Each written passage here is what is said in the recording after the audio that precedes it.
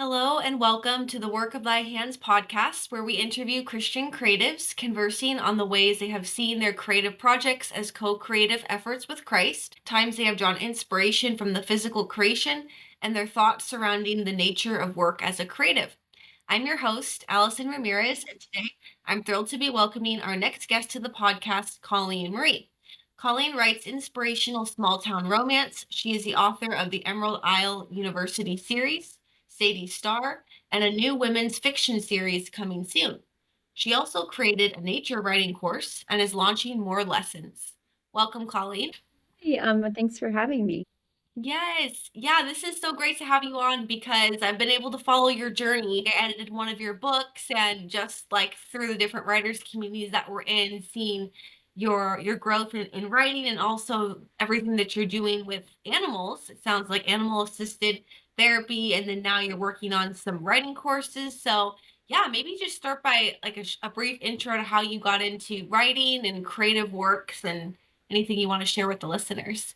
So right now I kind of tied everything together in my life. Before I had feel like it was more segmented. I did my animal stuff, my research, my science stuff, my writing. Now everything's kind of intertwined. But I've always been a writer since I was little. I was always writing stories. But when I went to college, I was a biology major because I've always loved science as well. And actually, at one point, I went in as pre-vet, so I was actually on a track for veterinary medicine. And at one point, I talked to my advisor, and it's kind of funny because I said, "Well, I really love literature and English too." And I was already doing a minor in that because I had taken so many classes. And I was like, I would love to maybe double major in that. And I remember at the time she said, "Well, what are you going to do with that?" She's like, "You can't do anything with that." And I'm thinking to myself now, well, I'm doing what I'm doing now is what I would do with that degree. So but yeah, so I mean, I teach as well. So I'm a professor at a university here in Maryland. I teach biology, I have a family run animal assisted learning and wellness program that I manage and instruct in that as well. And then I also write. So everything's all kind of intertwined there because my stories always include animals and that kind of natural element to it. So I definitely consider it all like just part of my life, animals writing, nature in general. It's all, I homeschool my youngest as well. And we do like a nature-based homeschool curriculum. So it's just kind of all intertwined as just my lifestyle.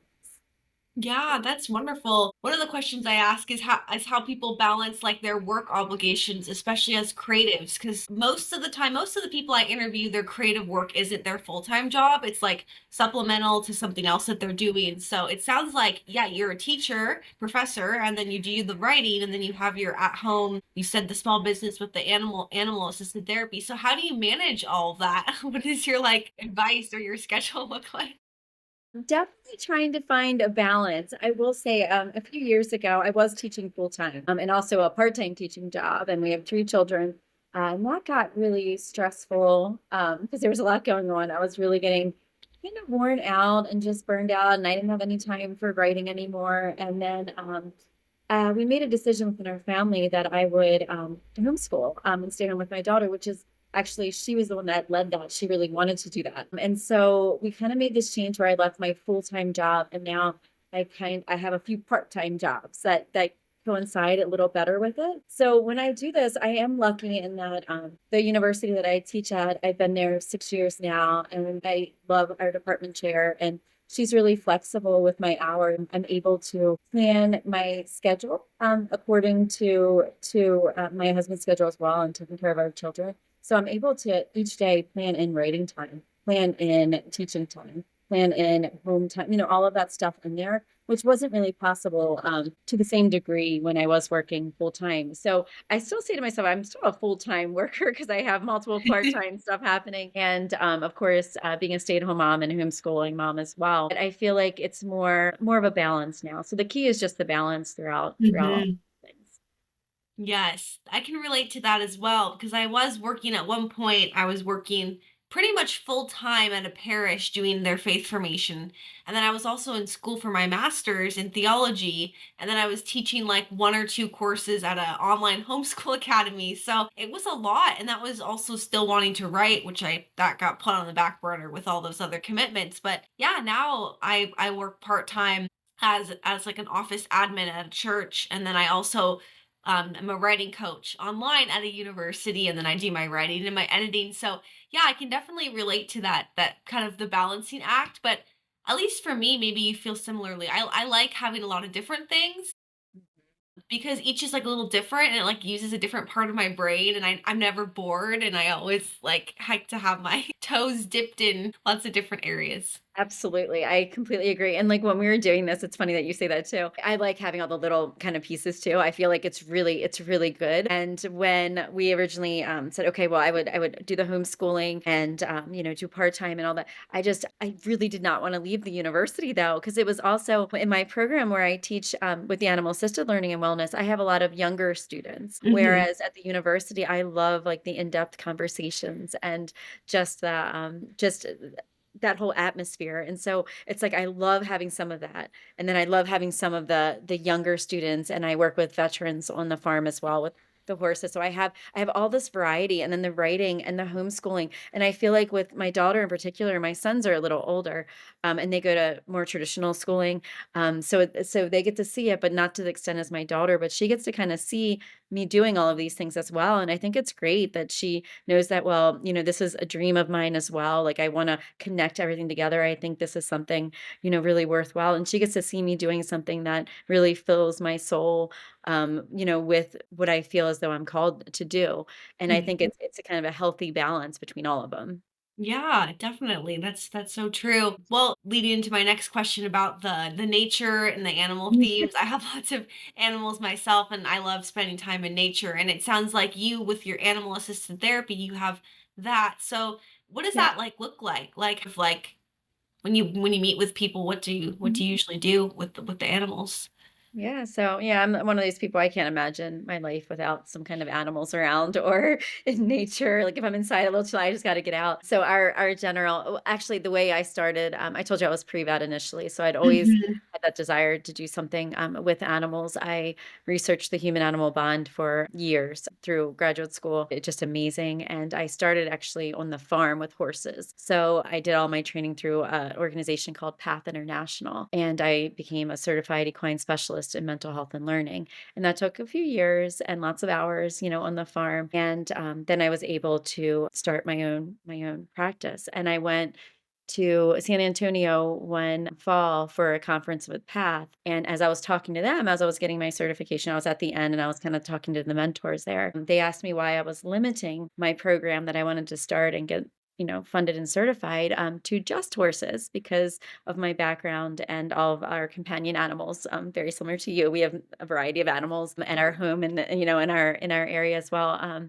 They said, "Why limit it to that?" And really, it was that mentor there that made me think, why am I just limiting it to the farm? Why aren't I doing other things? So that really opened up the sessions I'm available to do now. Now I do both sessions on the farm with the equine assisted therapy and learning, but I also do companion animals. So, like for a companion animal, dogs, I mean, dogs, cats, we have in the program a bunny. I have a lionhead bunny. We used to have two parakeets. We don't anymore, but I partner with a place in Maryland called Speech Pathways, and they do speech services. And any of their clients that need educational support, they refer them to me, and I go in a couple times a week with one of our dogs, whichever one at the time that fits best with that participant, and I do educational support. So it's basically to think it like to kind of sum it up, it's almost like tutoring for different areas with an animal there as well. So, for instance, I do a lot of reading and writing assistance, and a lot of times students will be very self conscious with reading if there's a learning disability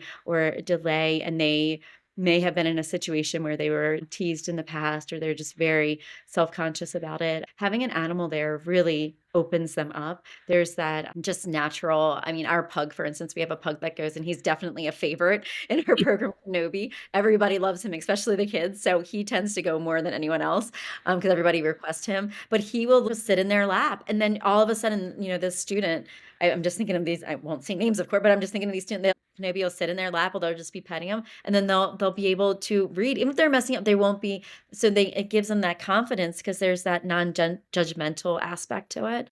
Mhm. And so a lot of it does look like tutoring sessions where it's like educational, but I also do wellness. So there's people that of all ages that I work on, for everything from like childhood obesity cases to people that have physiological delays to people with emotional problems. I usually work with on the farm, like the veterans with PTSD and so on as well. And those look a little different being on the farm. But I actually wrote my first experience on my own, leading after years of training. I wrote a just creative nonfiction piece, a short one that's on my website. And that does actually, it gives kind of a visual of that first equine session and what goes into it.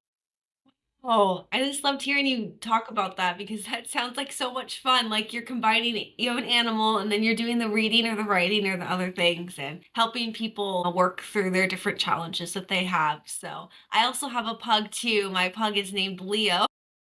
I do remember seeing your pug last. Yes, I remember. That's so sweet. And is it a fawn colored one too? He is fawn colored, yes. Although he's 3 years old. I don't know how old your pug is, but he's a lot of energy, and so I don't know how well he would do with being like a therapy dog because he is yeah he jumps on people, and I'm still working on his obedience training with him. But he's a sweetheart though. But That's oh my gosh, that's so normal though, really. I mean, Kenobi, he's 7 now, so he's older, but he's been doing it since he was just over 1.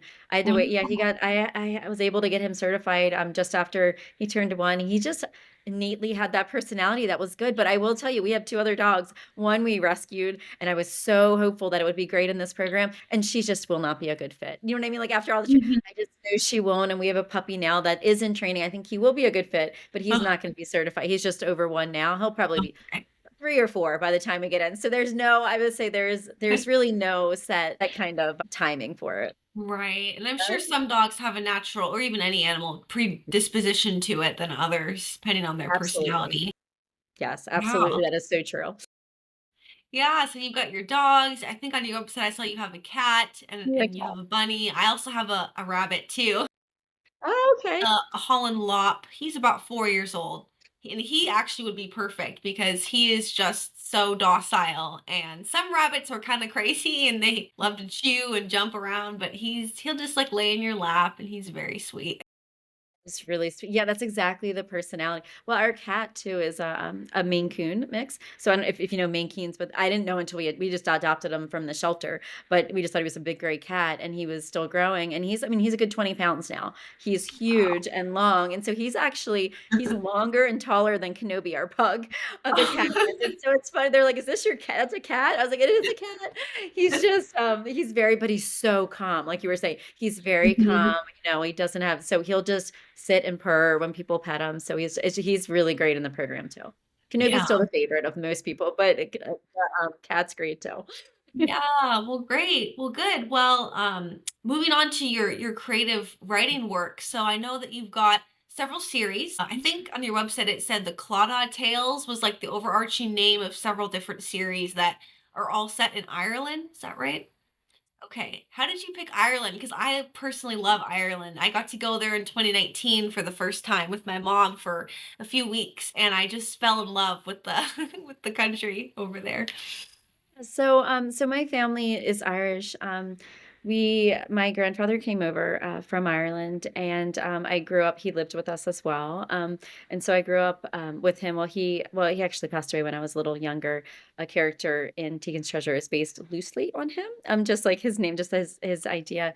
But I just remember all of his stories and just the love of Ireland. My dad, everything that just the music, the dancing, everything that went along with it. And then when I went to Ireland for the first time, we went all around Southern Ireland. The first time I went, we weren't really able to go to Northern Ireland, so I just did the southern part, and I just fell in love with the country. We got to see, where other members of our family are. We got to see there's McGarvey's my maiden name, and so we got to see the pub over there that my family had kind of founded and stuff. And it just really made a lasting impact on me. And I've always loved Irish history, just learning about it. And I did Irish dancing. We still do Irish Cael like we'll go to Caelies and dance now. My daughter, she does Irish dancing. So it's just something that's kind of come down through my family. In particular, my grandfather and my relationship with him was primarily it. But the Emerald Isle University series started from when I was in Ireland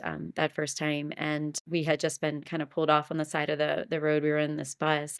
They stop traffic stops when there's like sheep and stuff that cross, and they were sheep that were like crossing the road. Everybody just got out and talked, and it was very unusual for Americans that are not used to that. But we were like, okay, so we just stood there. I remember standing on the side of the road, and I saw these horses in the horse farm there, and I took a picture of it, and this was before I didn't have a digital camera at the time either, so it was or a phone like that, so it was just a regular one. And I was looking at pictures. I don't know, a few years back, and I looked at that, and I just remember it reminded me of, like, the story that I had thought of when I had seen that picture, and that was the beginning of Tegan's Treasure, the first book in the Emerald Isle series. So, the horse farm that she goes to and everything was really based on that first experience I had, and just that, sheep crossing in the road. So I was standing on the side of the road just looking, and it just kinda all comes from there. And The Clouded Tales is just that overarching, like you said, the title for all of them, including the Emerald Isle series, and it's the Hometown Love series. That name may change, but for right now, that's the women's contemporary fiction series as well,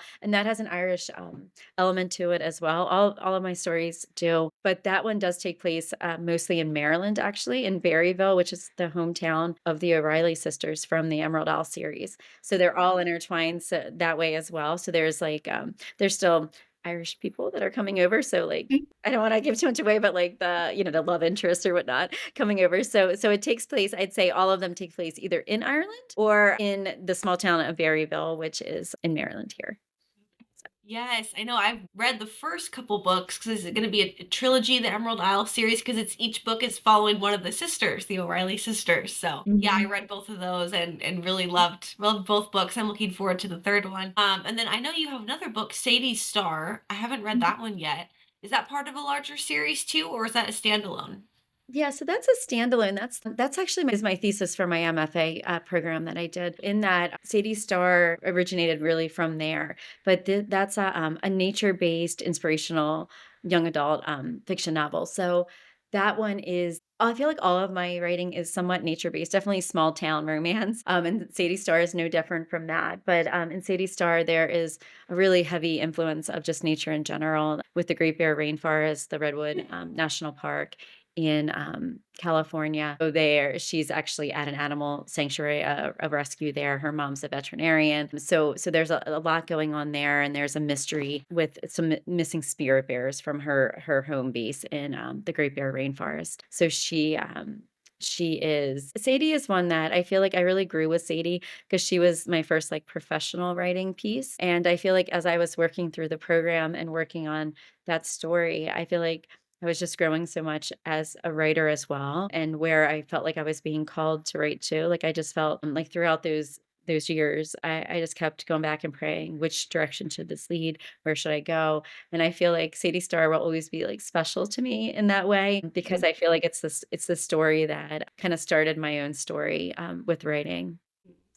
Oh, yeah, and I looked, I think a few days ago. Do you have new covers for some of your books? Yeah, so yeah, I know those aren't I had to take the stuff off. Yeah, so we did. I actually have new covers coming that they're all going to go together for the different series. So I have yeah, so they will be coming out probably in the next week or two. So all the old covers will still be available for a little longer, and then the new covers will be coming out. And so all of them are will be I guess they're all going to coincide between the young adult, the new adult, and my women's fiction one. Okay. Yeah. Yeah, no, that's a smart idea that you have, yeah, like these different series, but they're all interconnected over Yeah. like an overarching, yeah, like you said either like small town romance or Ireland or even following some of the same, family members and communities and stuff like that. So that's great. I'm sure that helps a lot with marketing too. I just didn't wanna leave them yet. So when I Yeah. knew Ashley's Story was the last one, I was like, "But I'm not ready to leave," and I still love Berryville, their hometown. I was like, "I'd love to do something with that too." I just wasn't ready to see him leave completely yet. For sure. Yeah. Wow. Well, and then also, I wanted to hear more about your courses that you're working on because Mhm. it sounds like you have at least one out that's like nature related and Mhm. writing. Yeah, so, I guess last summer I was contracted, so I signed a contract with Idaho State University to create a nature writing course for them for their professional development continuing education program, and so I did that. So that's available now. I do have the link for that on my website. It doesn't. I don't sell the course on my website, but I do provide the link and the information, and then it goes to and you can register through Idaho State. So you do get credit for it as well. So if it's a continuing education credit for a lot of teachers take the courses. Some of their undergraduate and graduate students do as well, but that's available. And that just goes through, it's different, it's self paced and it goes through different modules and it goes from the history of just this of nature writing, some previous historical authors to some contemporary works and kind of where it's going from here. So we look into, well, how do you write? What is nature writing, and how is that different from other areas of writing? And basically, in the course, I try to bring it together that nature writing is technically its own area, but it also overlaps everything else. So, like, even though I'm an inspirational small town romance author, it's still very nature based. So I use a lot of natural descriptions. It all takes place in the real world, and so on. And so the nature writing course is something that helps to not only give a little bit of history on nature writing and some examples of our writers, but it also helps to, if you're going to teach someone, how to do nature, how to write a piece of nature writing. It does that as well. So it's really great for teachers, the courses. Mhm. So that's with a different university then than the one It that you're is. working, okay, in biology with. Wow. Yes. I've Yeah. always wanted to create a course. Like I've had a few ideas, in my head. Like I'm like, oh, because I've done my podcast and I have a YouTube channel in the writing, but I think it'd be so fun to, yeah, be able to create a course like that because it has modules, I'm assuming, and maybe assignments and videos at all or There are videos, there's video it's 8 modules, and, for this one through Idaho, there's no homework or anything like that per se, so it's all self-paced, but you have quizzes at the end of each module. okay. So you just have to, so you have to earn enough to complete it to go on to the next module. You can retake it, you know what I mean? So it's not like it's anything like that, you can continue to retake it, but they do Mhm. have, quizzes at the end there. But I think what's really helpful about it too is that through each of the modules there, so like when I went through for sources, there's so many different types of sources. So there's not just articles and, actual like text reading or anything like that, but there's also YouTube videos or and different practices. So we practice writing actually in the course. So it's write, imagine yourself in the situation you're in the woods and then write a, I don't know what it is, like 800 word kind of response to that. And then so it gives you like practice with it, but you're not being graded so much on that. It's more of the idea of you're learning the concepts, you're learning the techniques of nature writing. Mhm. Gotcha. Wow. Well, we haven't talked yet about I had a few more questions. These are kind of more fun ones, but anything you want to share about how your faith inspires your approach to your creative work? And that could be your writing or your courses or anything else that Yeah, you're yeah. working on. Well, I would just my only response is really everything. So my faith, it affects every aspect of my life. And the program I was telling you about, my animal assisted learning and wellness program, I founded it in 2018. I'd been working in it longer than that, but that was when I founded my personal, my own program. And I named it Spirit of Love. Our first horse that we had in the program was named, we named him Spirit. And on Pentecost Sunday was kind of the day that I just, yes, this is where I'm being led. This is what I'm going to do, and it just felt right, calling it Spirit of Love. And over the years, as I've gone more into writing and doing courses and all these other like branching out in different areas, I was maintaining multiple websites for different things. And I was thinking to myself, why am I doing it? So it's kind of practical in a way. I was like, man, I'm really spending a lot of time doing this, but I don't understand because it's all intertwined anyway. It's like I feel like all of my stories are. So is everything in my life. So I went back and now like my website now is One Spirit of Love. And so everything now has fallen and I've changed the name to One Spirit of Love just because it's that idea that there's one spirit in everything that I do, and that's God's love. And so whether it's teaching or writing courses or writing, my ultimate goal is for God's love to shine through that. And so no matter what it is, that's my purpose of doing it, as whether it's the teaching or the writing or whatever it is. So that idea of the one spirit quite honestly goes into every single thing that I do. Mhm. Wow. Yeah, and your website looks great too. Did you design that yourself or have somebody else design it? I did, I did. It took a while. I would say I'm so, like, I guess, emotionally attached. Like, I wanted to be so, like, authentic and, like, just real, and so it did take me a while to do, and so, yes, I did do it. I had to learn it, though. I am not I will be so I'm not a big tech person. Like, creating the course, the hardest part for me was doing the actual course part, like, creating it in this mood, like, the tech part of it. So, that's not where I think any of my strength lies, is doing Mhm. any of that stuff. So it was a process of learning for sure, but it helped me to every time I would do, for instance, a page or I'd go to post a part of it, I would think, just say a prayer. What is the purpose of this? Is this going to serve a purpose on the site? And if it does, I put it on there. And if it didn't, then I took it out. And I try to do that with really my every part of my life. Is this serving the purpose that God intends it to be in my life and the life of others that it's affecting? And if it doesn't, and then I try to either revise it or kinda cut it out. So the website was quite a process, took a months, to do, but I'm Mhm. really happy with the way it turned out because I do think it shows exactly, well, who I am not only as a writer, but what one spirit of love means and the program and everything too. Right. Yes, I know, I love your color scheme that you had and Oh, the thank green and the nature and all that, and a lot of your photos on there look great, so well, well, thank good. you. Well, another fun question, is there a particular Bible verse, prayer, song, or person who inspires you as a creative? Oh, yes. Okay, so my Bible verse, I don't know for how long, has always been Jeremiah 29:11. So I know the plans I have for you, says the Lord. And that one I actually have embroidered on a bag that I carry often. So I have it on there. That was a few years ago, and I had it was like it was actually a fundraiser type of thing. And they were like, we can embroider stuff. You want your name? I was like, I don't want my name, but I want that. Can we put that on there instead? Because then every time I open the bag, I'm seeing just the Jeremiah, and it reminds me of that verse and it kind of keeps me grounded in what I'm doing. So that for sure. But there's also two songs that I always go back to, and that is Lauren Daigle's "Trust in You." I listen to that. I feel like on a daily basis, whenever I'm having any kind of doubt in what I am doing in myself, but or just in prayer time, that "Trust in You" song. And then also, this is more because of my daughter. I will say she's 6, and she takes piano and singing as part of her fine arts, and so we listen to The Message, which is a Sirius radio station, XM radio station that's Christian music, and she heard this once and she sings it all of the time, and so it's Megan Wood's song "The Truth."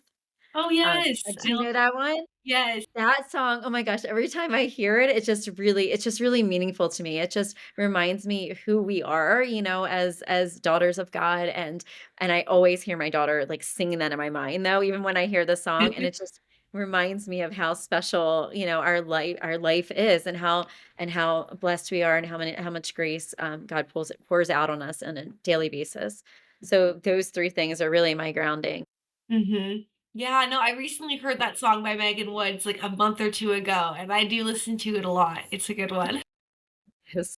Well, good. Well, is there any, parting advice you have for creatives, like, anything you wish you knew when you first started out, or just general words of wisdom for other people that are either writers or just creatives in general? Yeah, I mean, first is to pray. Pray that what I can sometimes, and I'm sure I'm not the only one that this happens to, but I can sometimes be such a planner that I want things to go exactly how I've planned things out, and being a teacher, that doesn't help with that, like, habit that I have. But I sometimes will forget that God's plan is always better than anything that I could plan, anything that I could try to do. And so the idea of praying before doing anything, before writing anything, if you feel a story like in your heart and you know that that's the story you need to tell, then God will give you the means, will provide the means for that story to come out. So for writing, that's what I kind of always go back to. And the idea that when things happen not according to a plan, at least your plan, that not to give up because it's so easy to do. I mean, the my publisher closed after 20 years. They were open, and then when I first signed with them, my first publisher, they closed after a year, and after a year with them, Mhm. and that was hard because I was like, oh gosh, now what happens? What do I do? And during that time, I think now I see it as a all of it was a great learning experience and a really good experience in general. But I think that it's opened up other pathways and other things I wouldn't have seen otherwise. So just that idea that don't give up. If you have something in your heart that you want to do and you know that you're being called to tell a story, then that story is going to be meaningful to someone. Your story may not be for everyone, but it's going to reach the people it's supposed to reach. And that would be my advice, not to give up and to just pray the whole time along the way. Yeah.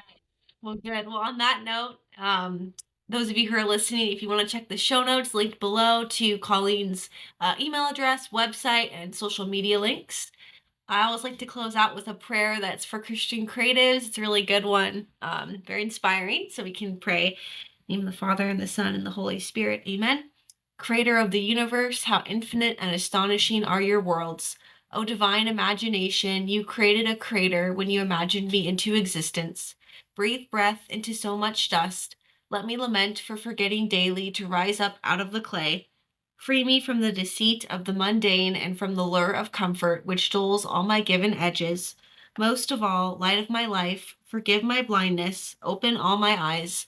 Salt me with newness and dreams. Fire my soul with your inventive flame.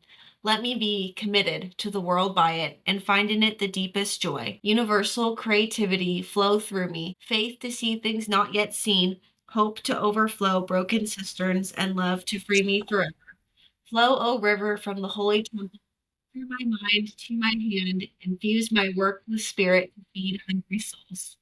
Amen. In the name of the Father, and the Son, and the Holy Spirit.